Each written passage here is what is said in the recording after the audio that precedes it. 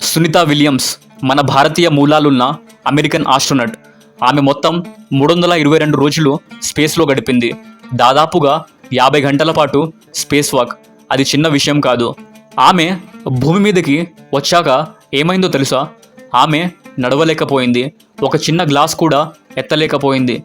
ఎందుకంటే స్పేస్లో గ్రావిటీ 0 ఉంటుంది కాబట్టి.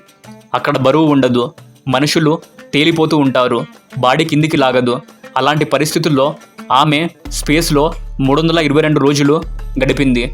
భూమి మీద అడుగుపెట్టిన వెంటనే గ్రావిటీ ఫుల్ ఫోర్స్లో పనిచేస్తుంది. శరీరాన్ని తీవ్రంగా కిందికి లాగేస్తుంది. అందుకే ఆమె స్పేస్ నుంచి వచ్చాక ట్రెడ్మిల్ మీద పరిగెత్తేది. మళ్ళీ నడవడానికి, జీవించడానికి గ్రావిటీకి అడ్జస్ట్ అవ్వాల్సిందే. ఇలాంటి సూపర్ ఇంట్రెస్టింగ్ ఫ్యాక్ట్స్ కోసం మన ఛానల్ని సబ్స్క్రైబ్ చేయండి.